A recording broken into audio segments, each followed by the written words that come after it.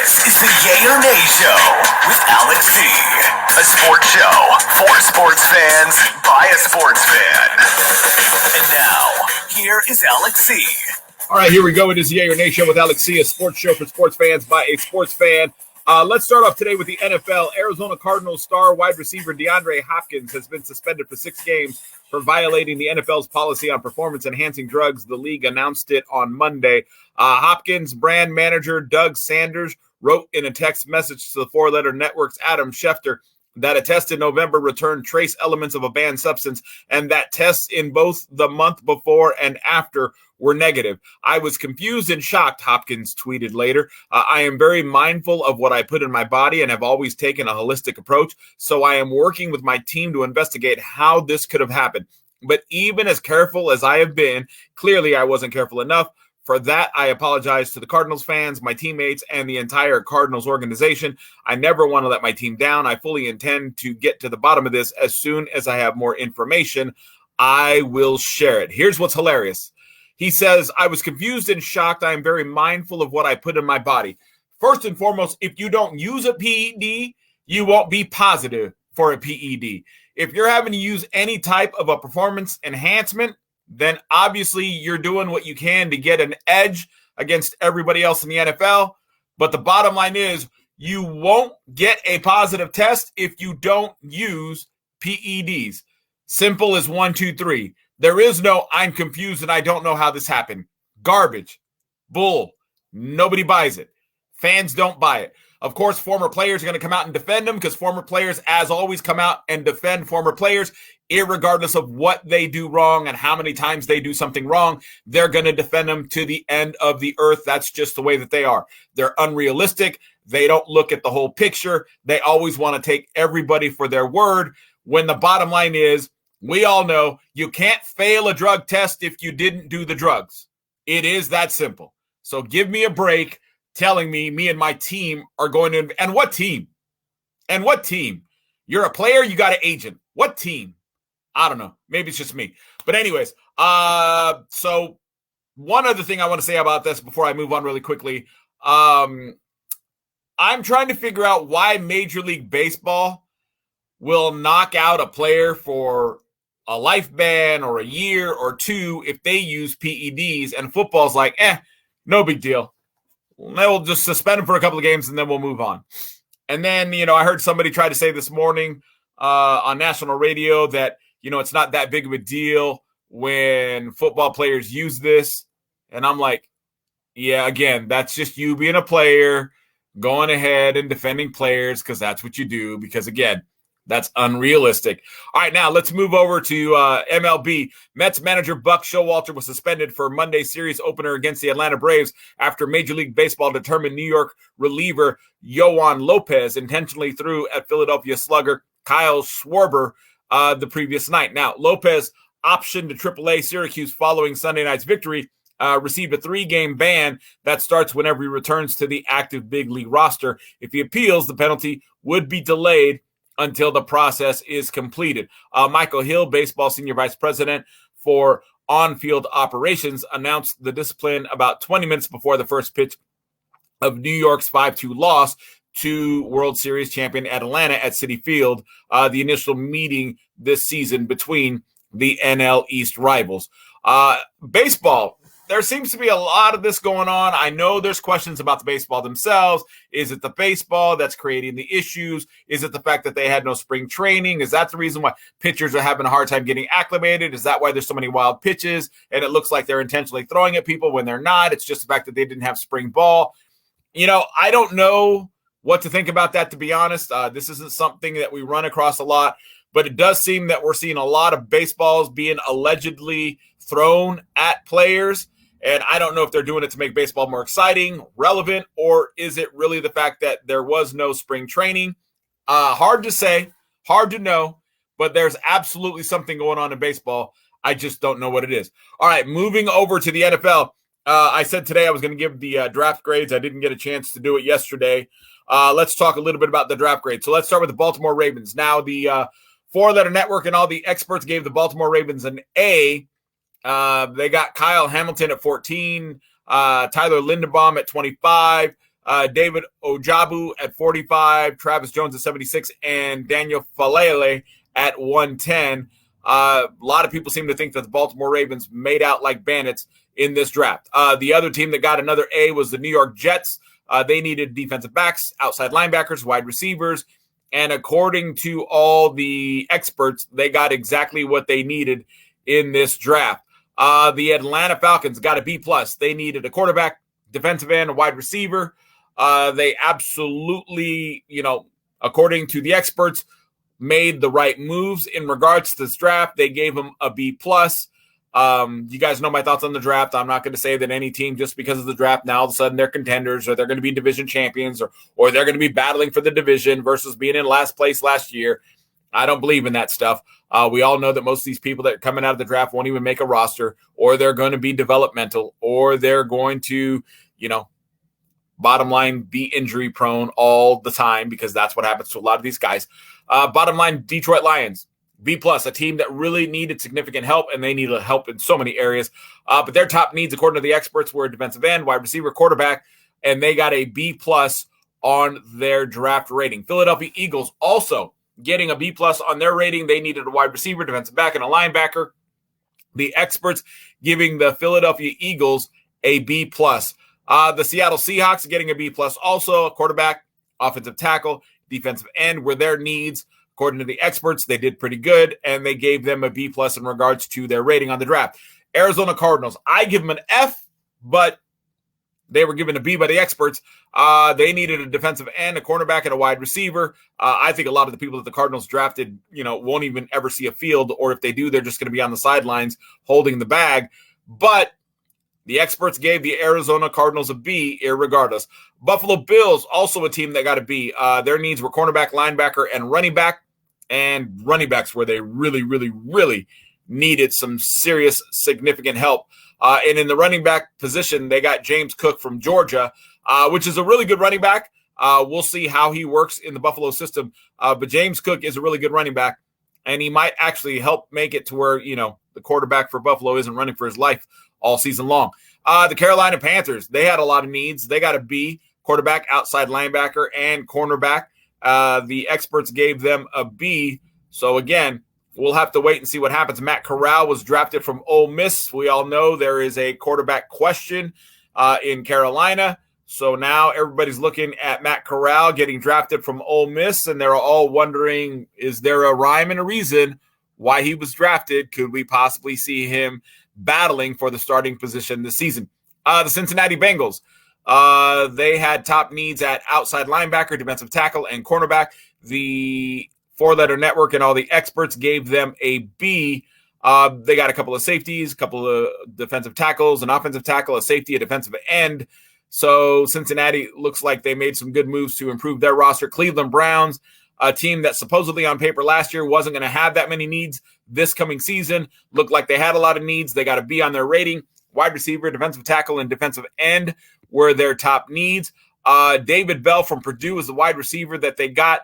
I don't think that I'm really that high on him. Michael Woods, the second from Oklahoma. I'm a little more high on Michael than I am on David Bell.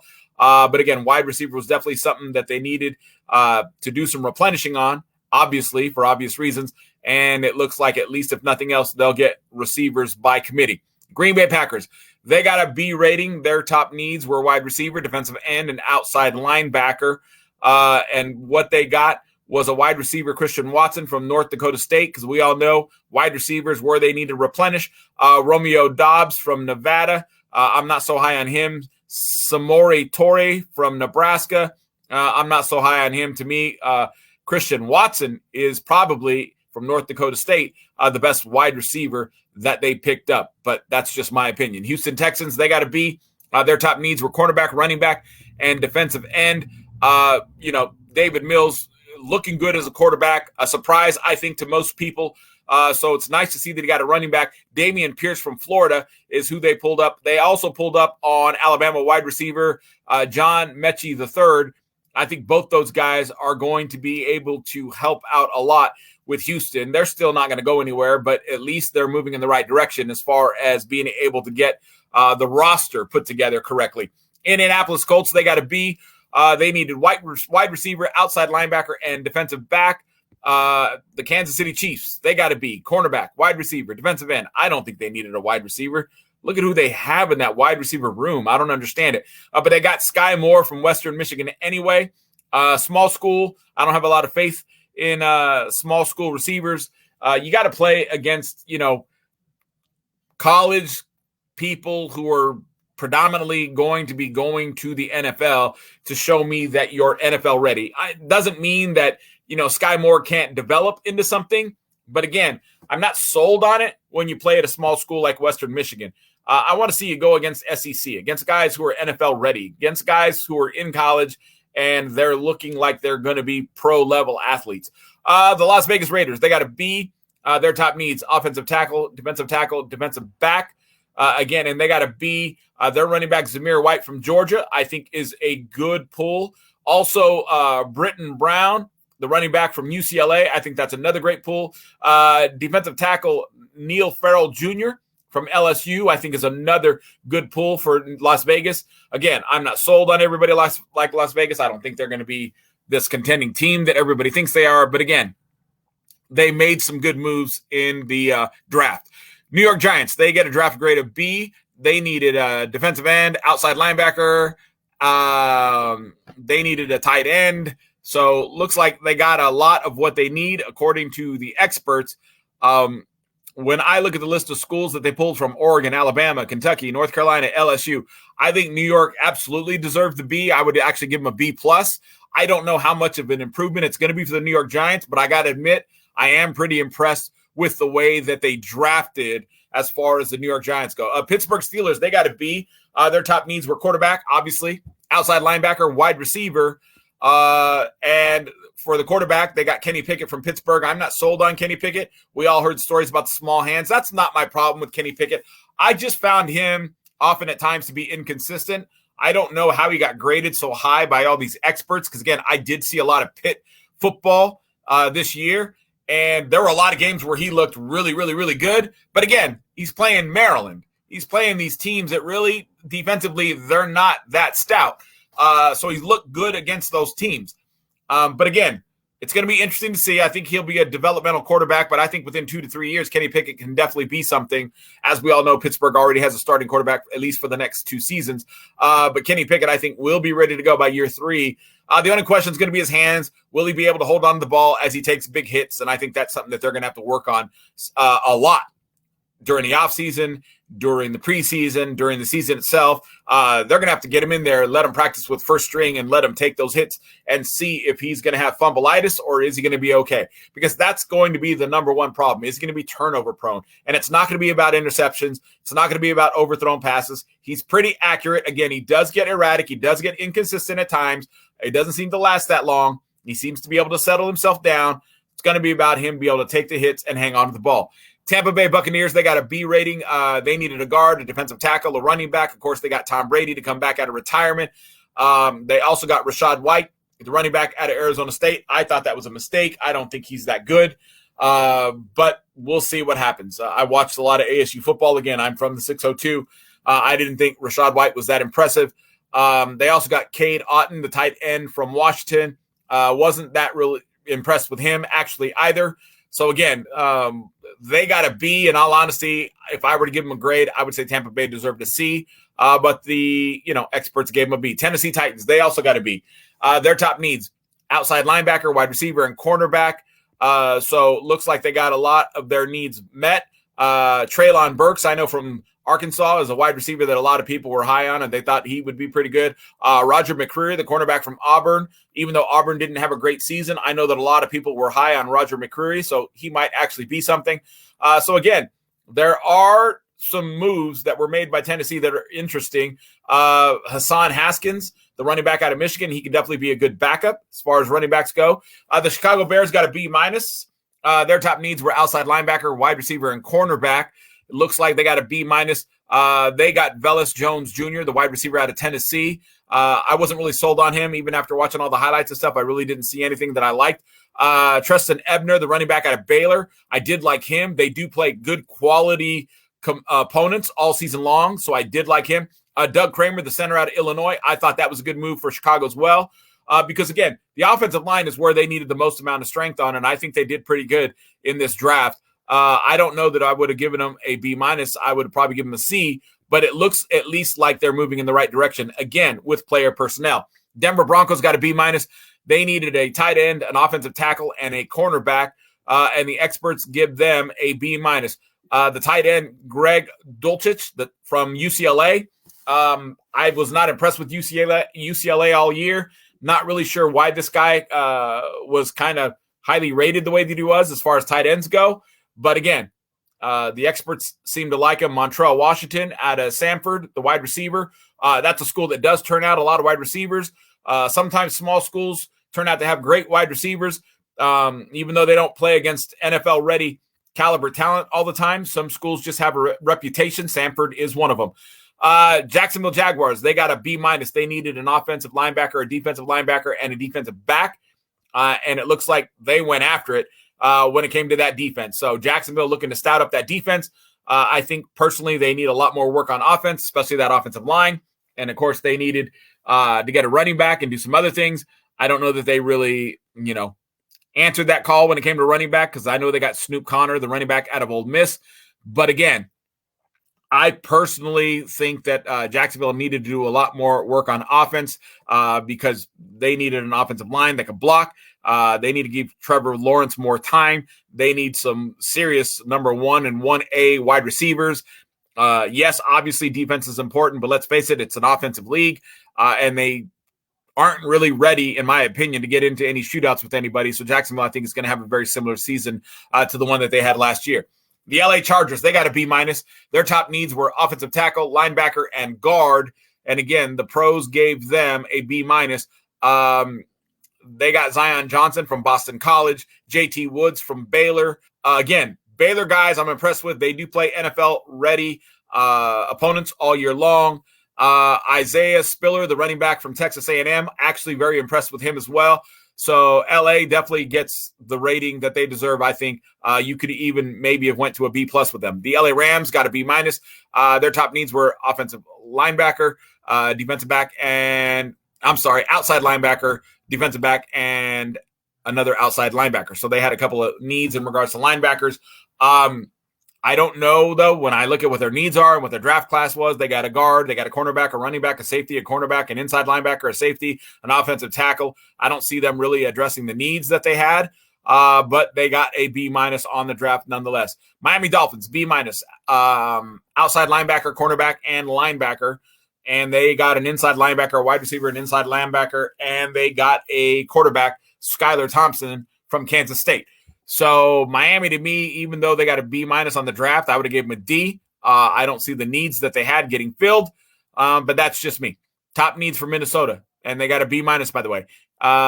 Defensive lineman, cornerback, and a tight end, and I think they did pretty good in regards to that draft. They had a lot of picks. They were kind of all over the board in regards to defense. I think they addressed everything. They picked up a running back from North Carolina as well, and from Michigan State, they picked up Jalen Nailor, the wide receiver. So I don't have any issue in regards to the grade that they received. New Orleans Saints got a B-, outside tackle, wide receiver, defensive end, or the needs for New Orleans. And it looks like they did exactly what they needed to do, including picking up Chris Olave, the wide receiver from Ohio State, which is a very good move for New Orleans, considering that they're getting their quarterback back. He's healthy. Michael Thomas is going to be back. And if they can shore up that defense a little bit, and they just picked up the Honey Badger, which definitely shores up that defense a little bit, even though he's outsized and he won't be able to play a full season because he never does because he's too small, but he is a great impact player, and he is smart. He has a high NFL IQ. So I think New Orleans has made a lot of moves, and I would take that B-. I'd move it up to an A if it were me. The San Francisco 49ers, they got a B-. Their top needs, defensive back, outside linebacker, and a wide receiver. And what they got was Tyron Davis-Price, the running back from LSU, which, of course, is another position that they needed to replenish because they seem to go through these running backs. They have great seasons as 5th and 6th round draft picks, and the next thing you know, they're leaving for bigger paydays, and then they disappear because they end up being system running backs. But Tyron Davis-Price from LSU is the new running back. From SMU, they got Danny Gray, the wide receiver, and I don't know, a B minus. I would have maybe give San Francisco a C in all honesty. Washington Commanders, they got a B minus. They needed a wide receiver, a defensive back, and an outside linebacker. I also could make the argument they need a new coaching staff, but that's a whole different conversation. So they got Penn State's wide receiver, Jahan Dotson. They got Brian Robinson Jr., the running back from Alabama, which is pretty good. Anytime you pull from Alabama, you're doing great. Defensive tackle Fedarian Mathis also is from Alabama. And Percy Butler, the safety from Louisiana. So absolutely Washington deserves the grade that they got. Dallas Cowboys, they got a C+. I'm surprised they're not giving them an A. They pretty much fawn over everything the Cowboys do all year long. Their needs in regards to Dallas was wide receiver, outside linebacker, defensive linebacker. I could make a couple arguments that they need a few other things as well.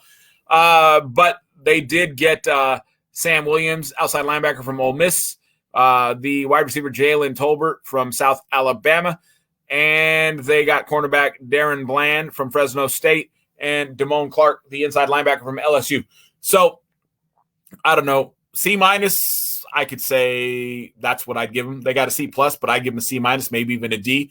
The New England Patriots, they got a C plus. They needed a cornerback, a wide receiver, and a linebacker. And what they ended up getting in this draft, and they had a lot of picks. They got a guard, a wide receiver, a cornerback, a running back, a quarterback, a running back, a defensive tackle, a guard, and a guard. I was interested when I saw Western Kentucky's quarterback Bailey Zapp get drafted. I didn't understand why they would draft a quarterback. They didn't really need one. Jack Jones, the cornerback from Arizona State. Again, you're pulling from the Pac-12. That's not the division you want to be pulling players from. I got to question Bill Belichick and what he does in the draft. He's just not a guy who drafts well. And again, their draft was C+. In all honesty, I'm looking at this list right here. I would give them a C- to maybe even a D. All right, so a lot of action going to be taking place tonight as far as the NBA goes. We'll talk about that tomorrow. Meanwhile, you guys enjoy the rest of your day. This is Yay or Nay Show.